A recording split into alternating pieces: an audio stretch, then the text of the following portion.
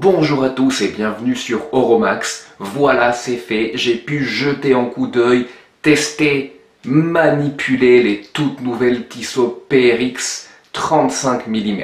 Comme vous le savez, j'ai fait une vidéo il y a quelques mois de ça, quand j'ai acquis ma PRX de 40 mm Powermatic 80. Celle-là, j'ai fini par la retourner, ou plutôt par la vendre en fait, pour plusieurs raisons, notamment parce qu'elle était un petit peu grande pour mon poignet, et je sentais que pour 680 € que j'avais payé, ça les valait peut-être pas. Donc voilà, je m'en suis débarrassé, avec l'espoir que Tissot sorte une 37-38 mm.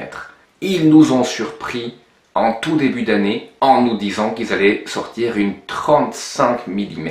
Donc orienté majoritairement vers le public féminin. Tous les mecs avec des petits poignets et moyens poignets comme les miens, on s'est dit c'est bon, on tient peut-être notre Graal là-dedans. Mais est-ce que 35 c'est vraiment trop petit? Eh ben allons voir ça tout de suite.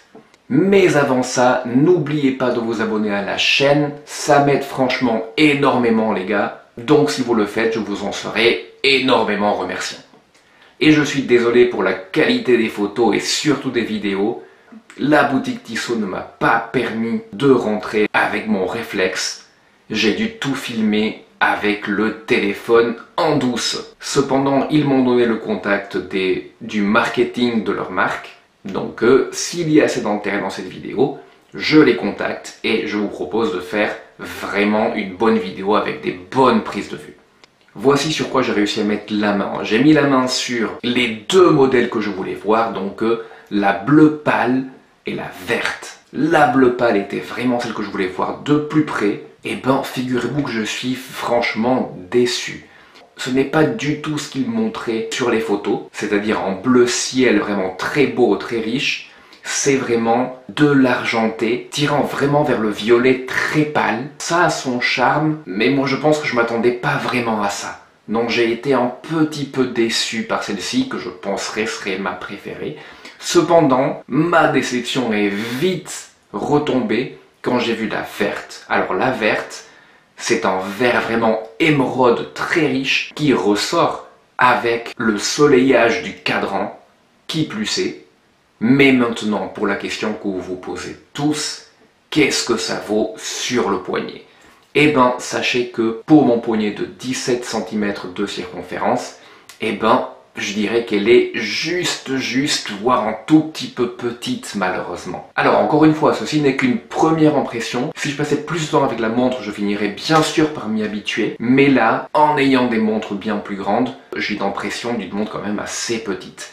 Une autre chose à savoir, c'est que le bracelet est plutôt fait pour des poignets petits, c'est-à-dire qu'avec le nombre prévu de maillons, vous pouvez aller jusqu'à, je pense, 17,5 cm de circonférence de poignet, pas plus. Sachez-le, si cette montre vous intéresse et vous avez un poignet au-delà de 17,5, il vous faudra acheter des maillons supplémentaires auprès de Tissot.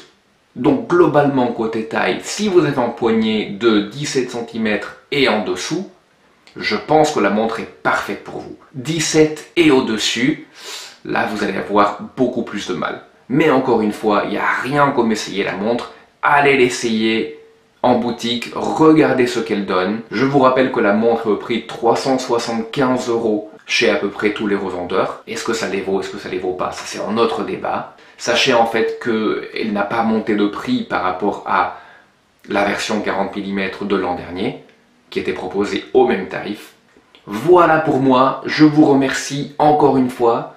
Je vous laisse avec des vidéos qui vont vous intéresser, dont le test que j'ai fait sur la PRX. Je vous remercie grandement et je vous dis à très bientôt sur ces vidéos.